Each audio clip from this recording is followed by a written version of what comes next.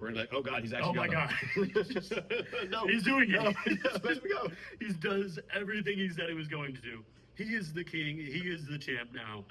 He come here for everything.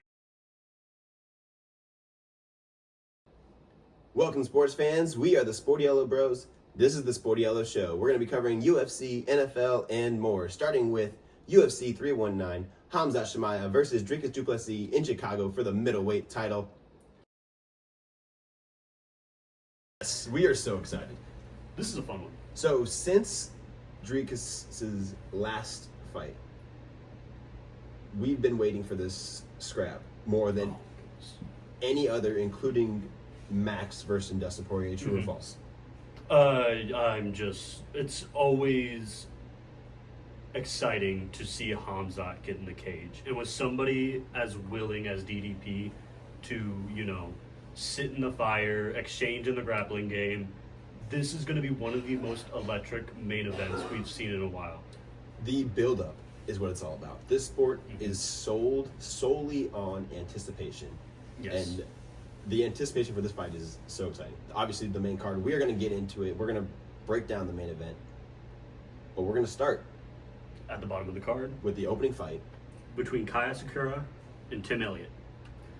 Kaya Sakura came into the UFC as a rising champion, gets to fight Pantoja immediately, immediate title shot. We're so desperate for flyweights. They said, you're a champion somewhere, come in here. Let's get to the scrapping. He came out in that Pantoja fight and threw a flying knee as his first strike, and almost landed. If that knee landed flush against Pantoja, we might be talking about Kaya Sakura as the flyweight champ right now. It did not, but I mean, he had Pantoja hurt a couple of times in that fight. Those knees to the body, knees to the head. He was throwing a lot of heavy strikes for this flyweight division. Coming in at 21-5, 13-3 with the knockouts, 3-1 with the submissions, obviously losing to Pantoja in the second round via a rear naked choke. But he's exciting. I liked what I saw from him. He's really fast too. Yeah, he's got the speed. That's going to be what he's going to have to use to beat Tim Elliott, because Tim Elliott is going to try to bring this guy to the ground. He saw how Pantoja won. He's not going to be fucking around on the field. I think that he's going to come out there, shoot like Hamzat style. Like Just immediate. maybe not immediate, but like bounce, bounce, bounce, and then from like 10 feet away, shoot for them feet. Yeah. Like not even a double leg. Elliott's got a weird fighting style about him. He fights with his hands low, and he's funky. He's moving around in weird ways that most fighters aren't. And this is a true UFC veteran. We got 9-11 in the UFC. He's got 20 professional fights in the UFC. Obviously, he is 21-13 overall. But I want you to guess, out of those 20 fights, how many finishes do you think he has? How many finishes did Tim Elliott have Tim in Elliott. those? I'm going to say like 3. 2. He's got 2 submissions, and he's been finished by submission 5 times. No KOs, never been knocked out. This might be the one. How many fights did he have in 2024? 2024, -0. Bummer. Zero. So how many fights did he have this year? Zero. No, he's... No, Yes, this will be his correct, first fight. Correct. Fucking topology with your damn grappling stuff. Cut it out. We don't want to see this. There you go. This is what I do it myself. But Tim Elliott goes to decision a lot. I really think this is going to be the first time we see Tim Elliott knocked out, and he's going to be knocked out cold. I buy that. Kaya Sakura is going to be too fast. I don't think Tim Elliott's going to be able to take him down. Kaya did pretty well at not getting taken down by Pantoja, and Pantoja's the champ. Obviously, when he did get on the ground, he finished him. But I just think he's going to be too fast, too fluid with his striking, and he's going to land a big knee at some point in this fight and leave Tim Elliott stumbling. I think you're onto something. I'm going to say that Kaya Sakura finishes Tim Elliott in the middle of the third round. I'm going to go Kai knocks him out in the first. I think it's going to be quick. I think night. that Elliott is going to try and lay and pray for a while. And I think that by the end of the second round, Elliott's going to be hurting. I can agree with that, yeah. Third round, the right shot to the body is going to kind of have him hurl over a little bit, and then Kai is just going to tee off on him, TKO. Bang, bang, bang. I see it a little differently. I think he's going to land a liver shot with one of those knees, and Elliott's body is just going to shut off. Regardless, shall we move on to the next? So we love it when main cards start with a flyweight bout. We love the Yes. flyweights, especially Underrated division, for sure. especially 3-round scraps. Let it fly. Yeah, Let it so go quick. From there, this card picks up immensely. We got Jared Cannonier, the Killer Gorilla, going up against one of the best strikers in the world, and Michael Venom Page, MVP. Who do you want to start with? Age before beauty. All right, let's go to MVP. No, age. Oh, well, Jared Cannonier Yes. is 41 years old. yes, he is. And Michael Venom Page is 37. I'm stupid. But Cannonier, 11-8 in the UFC, 7 knockouts, 4 wins by decision. He's been knocked out 3 times. Arguably the most power in the division. Every fight that he is in, he leaves his opponents bloody. Did you watch his Rodriguez fight? I absolutely did. So, when you were rewatching it, were you like shocked that he didn't get finished right away in that first round? He got knocked down twice. He was getting hurt. Rodriguez was leaving it all out there early. And that was his downfall. Oh, yeah. By the time they halfway through the second round, Rodriguez looked gassed. He was done in the third round and saved by the bell. Honestly, the ref could have called it at the Jared end of the knocked third. him down, landed some good ground and pound. He was hurting him. And just clean shots were landing on Rodriguez. Like, Rodriguez's hands were down. Oh, yeah. And he's a big dude. So, Cannonier's really, like, swinging them hooks to get up there. Yeah. And it worked. But honestly, bro, like, he was ranked 7th. I'm talking about Jared Cannonier. Jared And Cannonier, okay. RoboCop was not ranked at all. That was a main event fight in the Yep. Apex. That was a setup for Jared Cannonier coming off of 2 knockout losses, basically, because even though he lost a decision by Kyle, we all Yeah. know that that motherfucker was out Oh, yeah. in the last Oh, 10 yeah. seconds. Kyle landed a beautiful right hand. Had him. He fell in slow You saw motion. him go slow. Yeah, exactly. He stiffened up and, He fell in slow mo. You could have and then called he it right there. woke him Yeah. back up. Um, But anyways, yeah. the UFC does what they do. They give the prospects to the older guys who have the high ranking that are on their way out, hoping that they can make a name for themselves. Unfortunately, this dude blew his load, like we said, Right. took the L. I think that Jared Cannonier is getting set up again. 6 straight main events for Jared Cannonier. This will be his first 3-round fight Amazing. since, I believe, Derek Brunson back in 2022. Good for him. He's been an Apex warrior. You know, he got the title shot against Izzy, and then Apex against Strickland, Apex against Vittori, Apex against Imavov, I want to say. We are Jared Cannonier supporters. I Yes. like a guy who is going to walk you down and try to fight you, and that's exactly what he's going to try to do to Michael Venom Page. Michael Venom Page is the exact opposite. Exactly. Why? This is going to be a problem. He is so hard to hit. Slippery little bugger. He's just bouncing around the entire time. He reminds me of the Grinch when the Grinch is growling at the just bounce, and Just That is so good. Uh, that is such a good comparison. Holy smokes. just rewatching all 3 of MVP's fights last night. That's so funny. It's what he did every single time, and he gets you. He gets you. Very, very hard to hit. Super disappointing fight against Ian Gary. That fight, I think there was 15 significant strikes landed by the end of the second round. Ian Gary is going to be referenced a lot in the rest of this video. Every time I watched Ian Gary last night, I got so sad. You got sad before the fight started, or while Just it was going? the entire time. Just going into it, I was like, I know this is a decision victory for Gary, and I know it's not going to be as entertaining as I think he can be. You got to put the playback speed on like 1.5. I absolutely do. I absolutely do. You think I'm sitting there for 22 minutes while I see Ian Gary's zesty ass holding somebody up against the cage? No. But we're not talking about him. We're talking about Michael Venom Page. MVP is a sneaky striker. And like we said, he's hard to hit. Yeah, and he's got no easy fight since coming over, right? No. He came over and they introduced him to Kevin Holland, who we love. Love Kevin Holland. We love activity. And Kevin Holland has even come out since then and admitted that his favorite fighter to watch is MVP. Even though in that fight, like, Kevin was so frustrated by the end of it. Oh, man. It's frustrating to fight a guy that's going to bounce around on the outside, not really engage, and just look to counter strike you the entire time. Well, he's like picking on you, right? Yeah. Where he's like, "Eh, can't get me, can't get me, slap, slap. Can't get me, come get me, get you." It's like, dude, stop. God, he's fight me, Jesus. Yeah. I think this will be MVP's most entertaining fight. No matter how it goes, it probably will go to decision. Both these guys are tough to put away. Let's not forget, Michael Venom Page is such a dog that before he came in the UFC, he got in there bare knuckle with Michael Perry. Yes, he did. Michael. The king of bare knuckle boxing. That is Michael Perry's sport. No shame at all losing in that bout. Did he get knocked out or did it go to decision? It was the only bare knuckle fight to go to sudden death. What the fuck is sudden death? Yeah, that's a good question. I don't actually know, but after 5 rounds, Put him in a phone booth? and I could be wrong about this, but I think if you make it through 5 rounds, or some shit, then there's one more. Or I don't know. I actually don't know. I don't follow bare knuckle fighting, but I remember from a Mike Perry interview that he had brought up that they'd gone to like overtime or some shit. I gotta get into bare knuckle boxing, or at least learn the rules. So that sounds really cool. Put him in a phone booth, let him duke it out. That's how we finish this. First guy to drop loses. You got a prediction?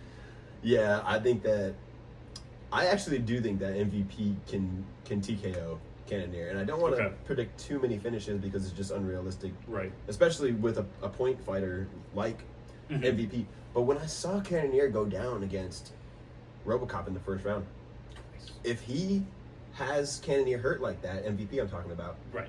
he's gonna pick him apart, Mhm. like precision, like If you're dazed, Sniping. you're fucked. yeah. You And he's are gonna not totally. gonna have It's a gonna good be time. like Yeah. I think he could meme knock him out. Like this is like the first like MVP like UFC Mm-hmm. real highlight reel, Hit him with a knee, throw a pokeball at him. something like that. Just something fun. Please throw a Pokeball. I would love to see an MVP finish. I don't see it happening in a 3-round fight. I think Cannonier is so well trained, especially in his cardio. He's even going to be able to put the pressure on MVP more than he is used to. But with that being said, I got MVP winning by unanimous decision. I think that what's going to happen is MVP is going to be up 2 rounds going into the third, and Jared Cannonier is going to do what he always does and walk his opponent down. Yep. But this time he's going to do it knowing that his career is on the line. 41 years old? 41 years old, you lose to a guy who's not in the rankings. Mm-hmm. What's the point of hanging around? You Yeah. know, like are you fighting for money or are you fighting for titles? I don't think he's fighting for money. Because the guys above him, he's already lost to Whitaker. He's already lost to Bahayo. He's already lost to Amavov. He beat Strickland, but that was a pretty close. That was a close fight. That was a You classic could- Sean Strickland. You could give that to split Sean decision. Strickland, yeah. But yeah, great scrap. I'm looking forward to it. Should be fun. Should be a lot of fun. We move on. Yeah. Geoff Neal versus Carlos Prates. Now we're talking about a real fighting nerd. One of my favorite fighting nerds. Oh, they're all my favorite. I can't pick a favorite. The fighting nerds are some of the best fighters in the UFC. We're so lucky that they came into our sport. I want to say between the 4 Ninja Turtles, them being Huffy, Kaio, Silva, and Prates, they are 21-1 in the UFC.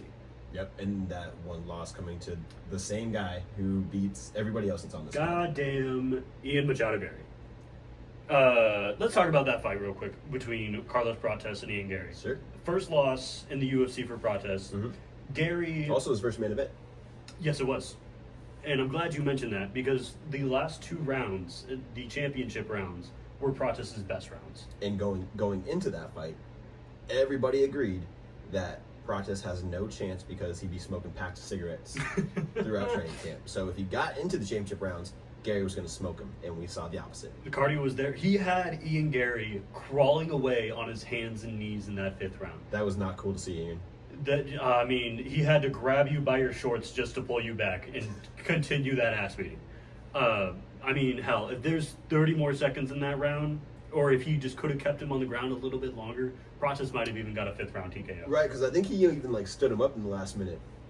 He was looking for that standing KO that he has been so known for. When you think about the one against Neil Magny in the first round, clips him, I believe it was a left hand, skimmed across his head, left him out cold. Very similar to how Jamal Hill knocked out Johnny Walker.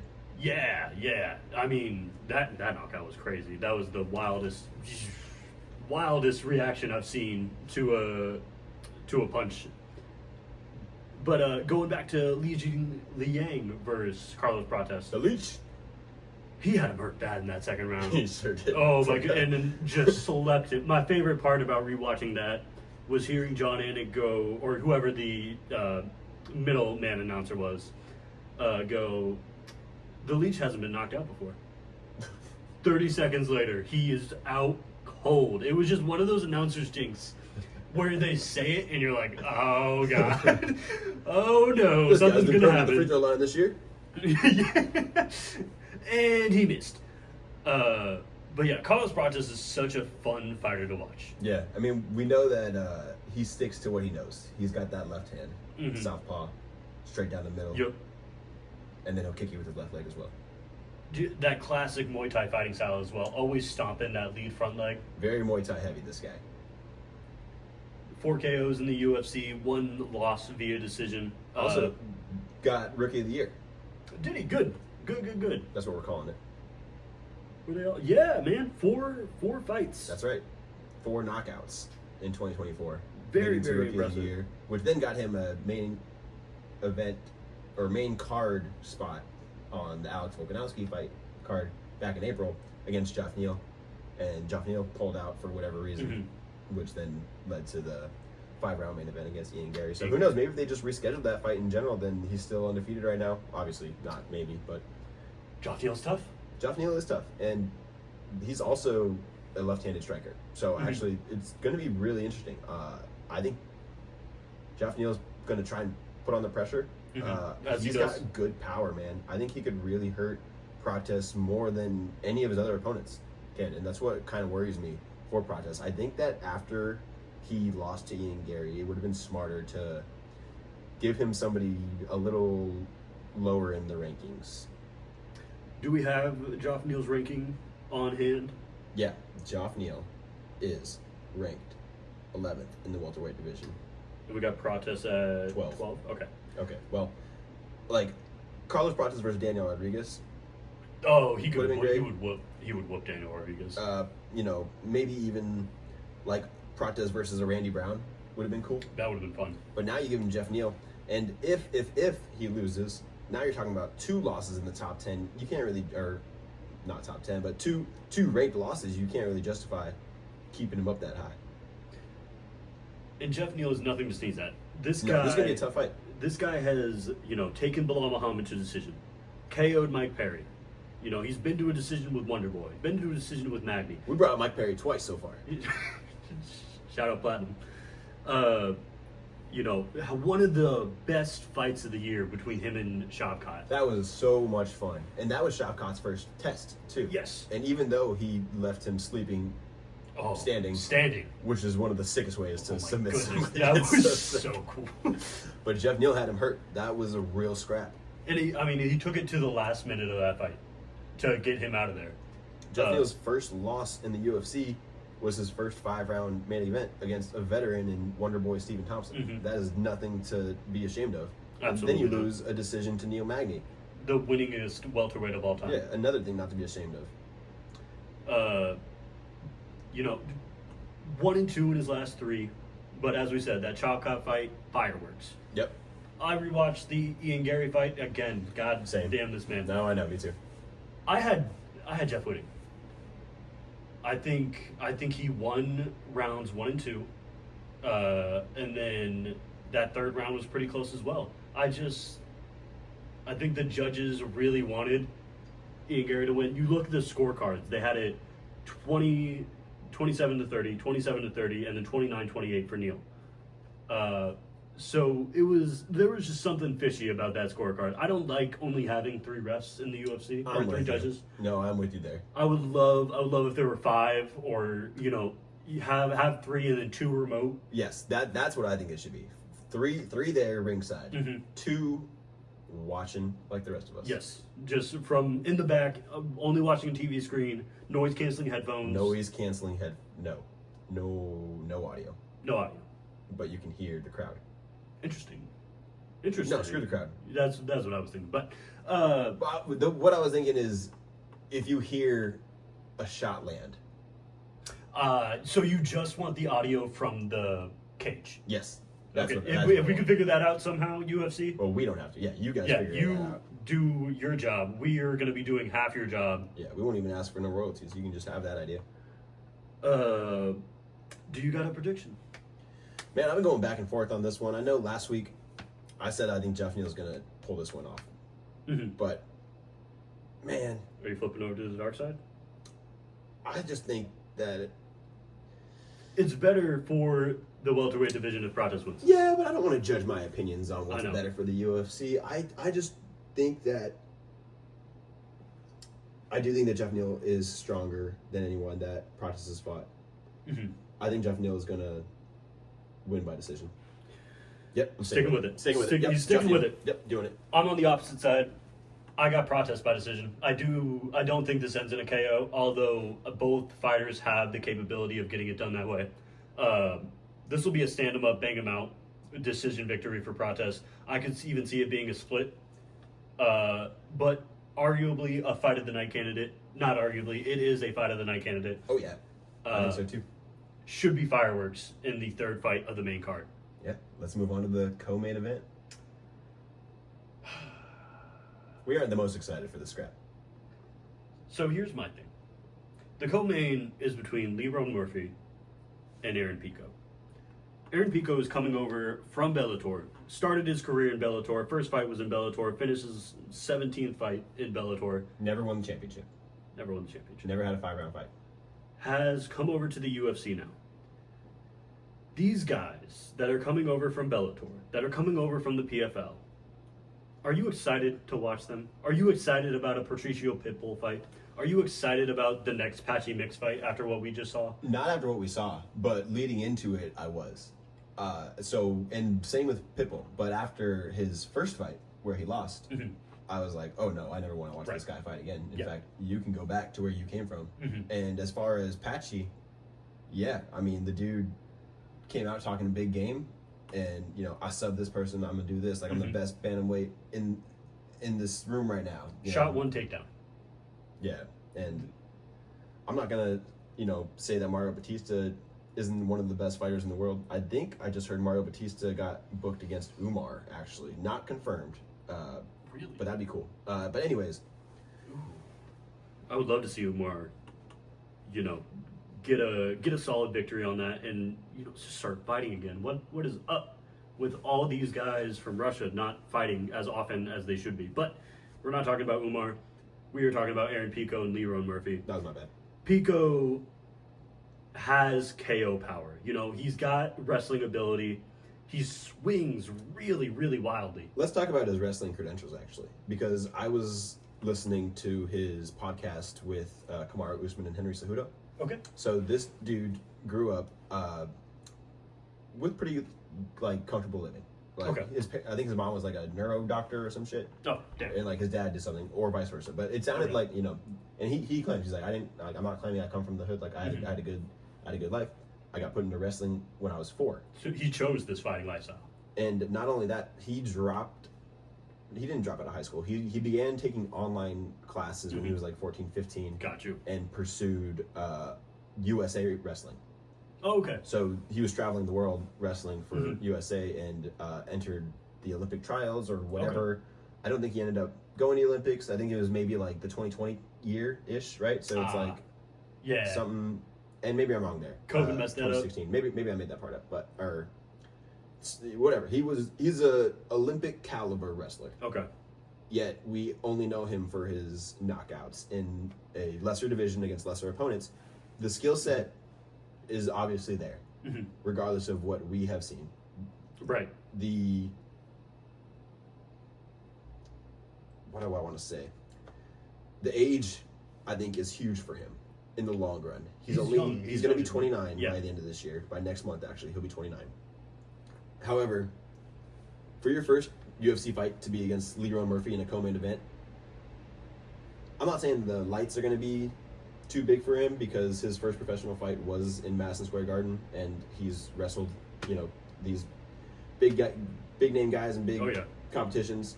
But Leron Murphy, 34 years old, has been in the UFC for a minute. And if you would have said a year ago that this matchup got made, maybe I would have said Aaron Pico's going to win. But I think that the Danny Gay fight and the Josh Emmett fight has given Leron Murphy so much freaking experience. Yeah. Like, maybe he's not a finisher, and we don't love that, but he's crisp with his boxing. he's crisp. He's a good striker. He's a point fighter. Like, Hard to hit. The dude's good, and he has like cut you up ability. Like, Yes. the The elbows that he was landing on Josh Emmett. split him open immediately. And then he did it again in the later rounds as well. I want to say the third or fifth round, Josh Emmett was bleeding out of the back of his head. Yeah, the scorecard was 48-47, but it didn't feel like that. Yeah, I think one judge had it 49-46, They did. but They you're did. right. 48-47, 48-47, and then the last one. But all I'm saying is, Aaron Pico 5-round fight against Josh Emmett probably gets slept. Yes, and in that fight, Murphy was taking some of Josh Emmett's hardest shots. Josh Emmett is one of, if not the hardest hitter in the featherweight division. We will say that he is until anybody does what he did to Bryce Mitchell. Not my boy. Absolutely though. And he was taking clean shots, stood through it. He might have got hurt a couple of times, but he stood on his feet the entire time. And I think if Aaron Pico, who is known for his power, even if he lands a clean shot, I think Murphy will still walk him down, piece him up, fight on the outside when he needs to. He's a very, very intelligent fighter. Yes. He's gonna pick Pico apart, in my opinion. Yeah. So I do think that Aaron Pico is going to have to rely on his Olympic caliber wrestling if he's going to want to win this fight. If he tries to stand and bang with Leron, he's going to get pieced apart and lose 30-27. Yes. You need to get in there. You need to initiate the grappling exchanges. Get your top control, beat him up from top. And if you don't do that, I got Leron Murphy winning, I'll say 29-28. I'm going to say the exact same thing. I think that Leron Murphy comes out. I think that they stand in the first round, and in the second round, Aaron Pico's going to realize that he is not on the same caliber of striker as Leron Murphy, and he's going to start shooting for takedowns, whether they're successful or not. That's your best shot at winning. Yeah, that's going to be his best shot. So we're not super stoked that this is the co-main event. It's never cool when you're watching a pay-per-view and then they promote the next pay-per-view and it says co-main event TBD. Yeah, That's what pretty was lame. that about? Don't even show me that. Yeah, I agree. Don't even show me that. Just leave it off. Pretend that it's Joffrey and Carlos Prates and we'll be stoked. Like, that's a main eventer in Prates. Jerry Cannonier, main eventer. Michael Venom Page. You can main event a fight night. Fight night is right. Until you get a KO in the UFC, fight night is what you get. That's right.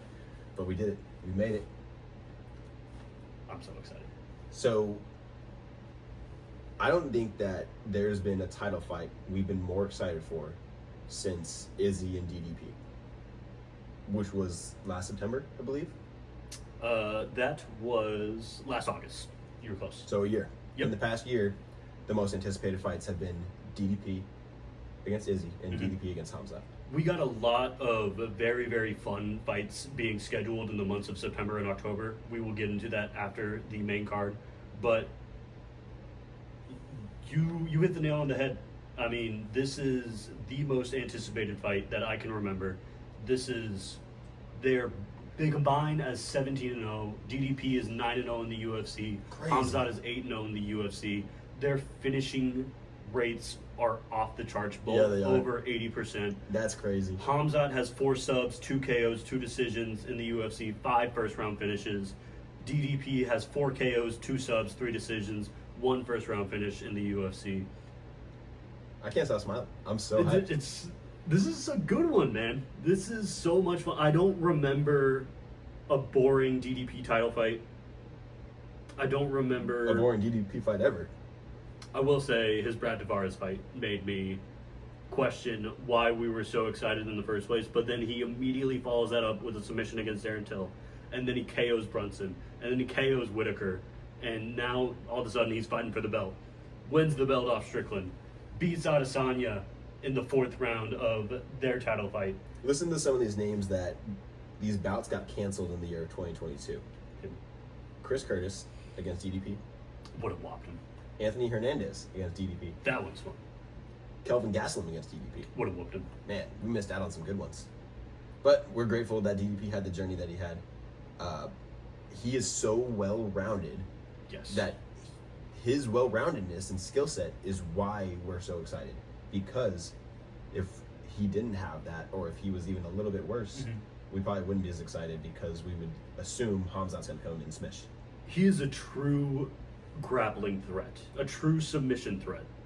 And if Hamzat wants to try to wrestle fuck him, DDP has the answers for that. I think DDP is one of the smarter fighters, and his coaching staff with that. And so I think that they're going to really game plan for Hamzat better than anyone has, and I think that he has the skill set to pull it off. I think they're going to go out there, and I bet DDP shoots. I would love to see that. I would love to see him grapple on his terms. And as we know, Hamzat doesn't like being on the bottom. Yeah, exactly. Hamzat wants to be in control. He wants to dictate how the fight is flowing. If he wants to stand up, he's going to stand up. If he wants to be on top, he wants to be on top. He doesn't like when, Kamaru Usman got his legs. He hated being on top against Gilbert Burns. He wanted nothing to do with that grappling threat. But Hamzat is so dangerous. Yeah, well, he's relentless. He's stronger than everybody assumes, is what they say going in. Oh, yeah, he was stronger than I thought. Right. I hear he's working with a new strength and conditioning coach to work on that gas tank. I've heard good things about the coach. We will have to see how it plays out, if it even gets that far. Because this has first-round finish potential. It has second-round finish. This fight could be stopped at any point. Which is why we cannot wait. And we honestly do not expect this to go the distance. No, I would put a lot of money on this fight finishing within the first 4 rounds. Yeah, I wonder what those odds are. Probably minus 300. 450, Yeah. It's a good one, man. It's a really, really good one. It's really hard to pick. I've been bouncing back and forth. Last week I thought DDP was gonna win. More recently I thought Hamzat was gonna win. Hamzat is coming in so calm. He does not look phased. He does not look bothered. He's not as amped up as he was when he was initially supposed to fight Nate Diaz. It's like somebody gave him a Xanax, and now he's ready to go out there and fight. It's funny you mentioned that. I don't think it's a Xanax that he got. I think it's his bank account. You think he's so well off that he doesn't worry? Have you seen Countdown? No, not yet. It just came out today. Okay. So it makes sense. But I did check out the first half, and Hamzat is building like a whole community for his family. Wow. He was like going through his village, and he's got like this huge development going on. He's like, oh yeah, this is my house, this is my brother's house, this is my mom's house, and then we're talking like huge brick walls, like 10 feet tall, with like huge gates that open that will like lead into this property. Love it. And then he's like, I got a gym I'm building for the kids that they can use for free. He's back in his home country. Chesnia? Yep. Gotcha. And he's literally gonna like bring it up from the ground up. Yeah. And I love that. And if you listen to his interview with Brett Okamoto, or whatever his name is, this past week, he's like, why don't you care about like the belt? And Hamzat's like, why would you care about the belt? He's like, what's more? He goes, ask anybody what's more important. He goes, Mighty Johnson has so many belts, but he cares about his family more. He goes, John Jones has so many belts, but he's with his family now. Yep. The family is more important than anything. So I think Hamzat, he got what he came in the game for. Yep. So I think that the title is more an expectation than a true want. I think that he's a fighter, and that he's competitive, and that he loves to smash, and that he's going to try his hardest. But I do think that the motivation that got him here is no more. Diminishing at the very least. So you going with DDP? From the moment that we thought this fight was getting booked, I thought DDP was going to win, and not 1 second have I changed my mind. I'm on the other side of the fence. DDP finishes Hamzat. I'm on the other side of the fence. I got Hamzat getting the belt. He's gonna finish DDP. He's gonna do it in ridiculous fashion, like how everybody expected him to do. Like immediately. Just ragdoll him. We're like, oh god, he's actually. Oh my god. No, he's doing it. No, let him go. He does everything he said he was going to do. He is the king. He is the champ now. He come here for everybody, brother. Yeah, I got Hamzat, man. I think it'll be a round 2 finish. I think he's gonna have his way with him in the first round. He's gonna leave him bloodied and battered, and then he's gonna come out hot again in that second. leave it all out there, and get the job done. I love it. Cool. So those are our picks. That's UFC 319. August 16th, Chicago. Chicago.